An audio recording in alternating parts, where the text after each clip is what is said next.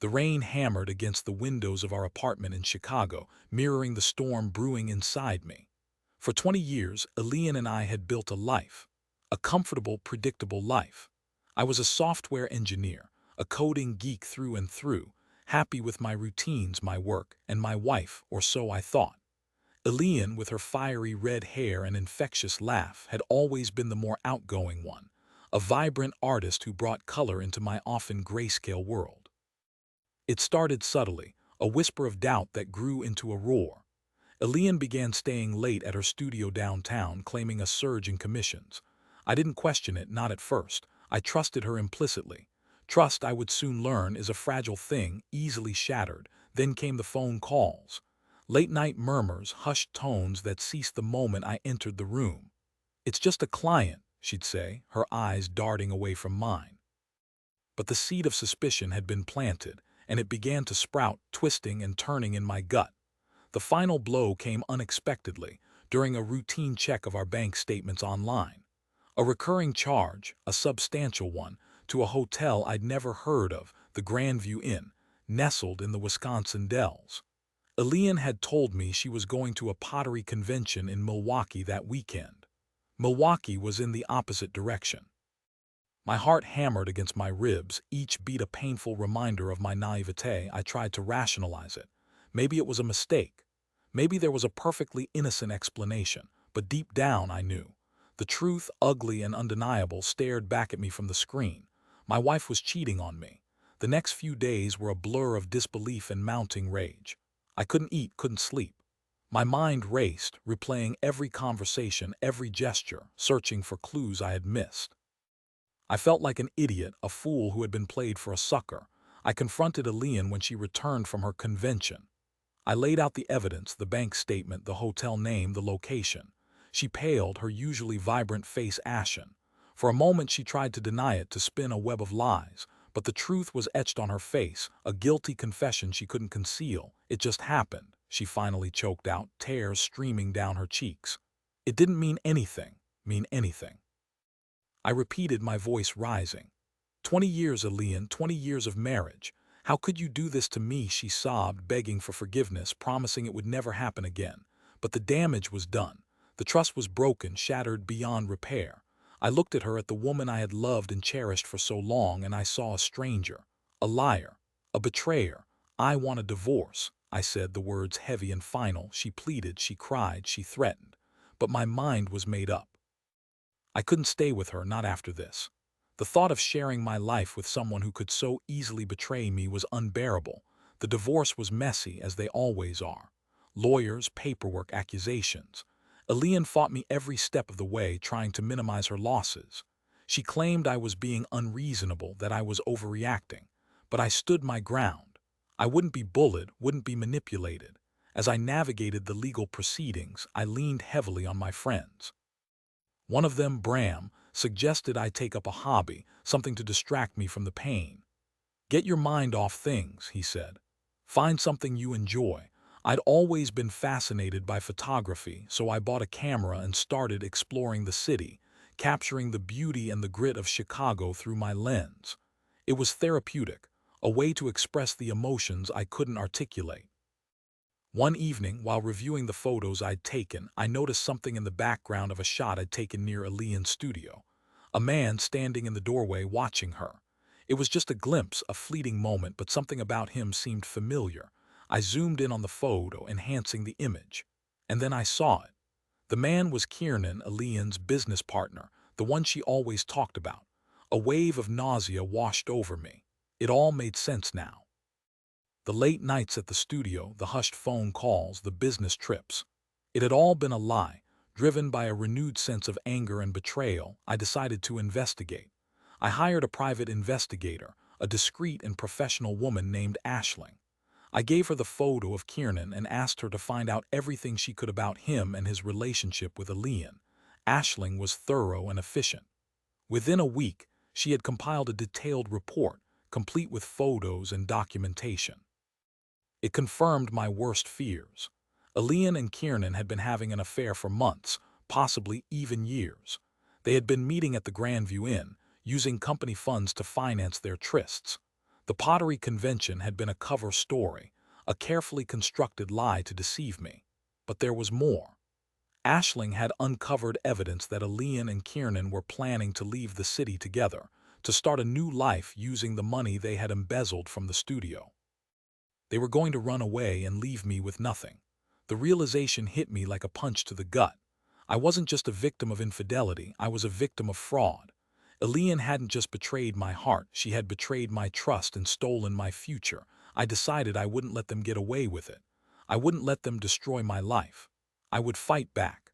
I contacted my lawyer, armed with Aisling's report. We presented the evidence to the court, exposing Elian's affair and her embezzlement scheme. The judge was appalled. He froze her assets and ordered a full audit of her studio's finances. The legal battle was long and arduous, but I was determined to see it through. I wouldn't rest until Elian and Kiernan were held accountable for their actions. As the trial approached, Elian became desperate. She tried to contact me, begging me to drop the charges, promising to return the money. But I refused to listen. I wouldn't be swayed by her tears or her empty promises. In the end, justice prevailed. Was found guilty of embezzlement and fraud. She was sentenced to several years in prison and ordered to repay the stolen funds. Kiernan, who had also been charged, received a lighter sentence but was forced to forfeit his assets. I watched as they were led away, their faces etched with shame and regret. It wasn't a happy ending, but it was a just one. They had betrayed me, they had stolen from me, and they had paid the price. In the aftermath of the trial, I was left to pick up the pieces of my life. The divorce was finalized, and I was awarded a significant portion of Elian's assets. It wasn't about the money, it was about justice, about holding her accountable for her actions. I moved out of our apartment in Chicago, seeking a fresh start. I bought a small house in a quiet suburb, surrounded by trees and nature. I continued to pursue my passion for photography, finding solace and beauty in the world around me. One day, while browsing through an online photography forum, I came across a post from a user named Red Phoenix. The user had posted a series of stunning landscape photos, each one capturing the raw beauty of nature. Intrigued, I clicked on the user's profile. And then I saw it. A small, almost imperceptible detail in one of the photos, a detail that sent a chill down my spine. A familiar tattoo on the wrist of a woman standing in the background. The tattoo was a small, stylized phoenix, the same tattoo Elian had gotten years ago, a symbol of her fiery spirit. I zoomed in on the photo, enhancing the image. There was no doubt in my mind. It was her. But what was she doing in the middle of nowhere, taking landscape photos? And why was she using a pseudonym? Driven by curiosity and a lingering sense of unease, I decided to investigate. I used my skills as a software engineer to track down the location of the photos, tracing the IP address of the user Red Phoenix. The results shocked me. The photos had been taken in a small town in Montana, a town known for its natural beauty and its isolation. I booked a flight to Montana, determined to find out what Elian was up to. I needed to know why she was hiding, what she was running from. When I arrived in the town, I started asking around, showing people the photo of the woman with the phoenix tattoo. It didn't take long for someone to recognize her. "Oh, you mean Elian," the woman said. "She's been living here for a few months now. She's been working as a waitress at the local diner." A waitress. Elian, the successful artist, working as a waitress in a small-town diner. It didn't make sense. I went to the diner, my heart pounding in my chest. And there she was, Elian, wearing a simple uniform, serving coffee to the locals.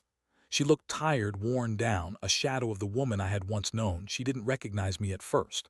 But then our eyes met and her face paled. She knew. "What are you doing here, Bastian?" she asked, her voice barely a whisper. "I came to find out what you're running from," I said, my voice cold. She hesitated for a moment, then sighed. "I'm not running from anything," she said. "I'm just trying to start over, start over." I scoffed. "After what you did to me, after you stole my money and betrayed my trust, I know I made mistakes," she said, tears welling up in her eyes. "I'm sorry, Bastian, I truly am sorry." "Isn't enough, Elian," I said. "You destroyed my life." "I know," she said. "And I'm paying for it. I've lost everything. My career, my friends, my reputation. I'm alone, Bastian, completely alone. I looked at her, at the woman who had once been my wife, and I felt a pang of something I hadn't expected, pity. "Why Montana, Elian?" I asked. "Why this town?" "I needed a place to disappear," she said. "A place where no one knew me, where I could start over without being judged." "And has it worked?" I asked. She shook her head. "It's not that simple," she said. "I can't escape my past, Bastion. It follows me everywhere I go." I stood there for a moment, contemplating what she had said. And then I made a decision. "I'm not going to turn you in, Elian," I said. "I'm not going to ruin your life any further." Eyes widened in surprise. "You're not?" she asked. "No," I said. "I've already got my justice. You're living a miserable life, Elian. That's punishment enough." I turned and walked away, leaving her standing there, alone and defeated. As I drove away from the diner, I felt a sense of closure I hadn't felt in a long time. I had confronted my demons, and I had emerged stronger. I had forgiven Elian, not for her sake, but for my own. I returned to Chicago, to my quiet life, to my photography. I started dating again, cautiously, tentatively. I learned to trust again, to open my heart to the possibility of love. Years later, I received a letter from Elian. She was still living in Montana, still working as a waitress. She had found some peace, she said, some measure of redemption. She thanked me for not turning her in, for giving her a second chance. She said she would never forget my kindness, and that she would always regret what she had done. I never responded to the letter. But I knew that I had made the right decision. I had chosen forgiveness over revenge, and in doing so, I had freed myself from the bitterness and anger that had consumed me for so long. Life is unpredictable, full of twists and turns. Betrayal can be devastating, but it doesn't have to define us. We can choose to learn from our experiences, to grow stronger, to move forward with hope and resilience. And sometimes the greatest revenge is simply to live a good life, a life filled with love, happiness, and forgiveness. But the story doesn't end there. A few months later, I received an anonymous package in the mail. Inside was a USB drive. Curious, I plugged it into my computer. It contained surveillance footage. Footage of Kiernan, Elian's former lover, now living in a modest apartment in Phoenix, Arizona. He was working as a telemarketer, his arrogance replaced with a weary resignation. But that wasn't the shocking part. The footage also showed him meeting with a woman I recognized instantly. Aisling, the private investigator I had hired. They were laughing, holding hands, clearly in a relationship. A slow burn of realization crept over me. Aisling hadn't just been investigating Elian and Kiernan. She had been orchestrating the entire thing. She had manipulated me, used me to exact her own revenge on Elian and Kiernan, for reasons I could only guess at. I was a pawn in her game. The betrayal cut deeper this time because it was so calculated, so cold-blooded. I had trusted Aisling, confided in her, and she had used my vulnerability against me. I felt a surge of anger, but also a strange sense of admiration for her audacity. She had played me perfectly. I deleted the footage, erasing the last vestige of their twisted game from my life. I wouldn't give them the satisfaction of knowing they had gotten to me. I would move on, stronger and wiser, knowing that sometimes the most dangerous enemies are the ones you trust the most.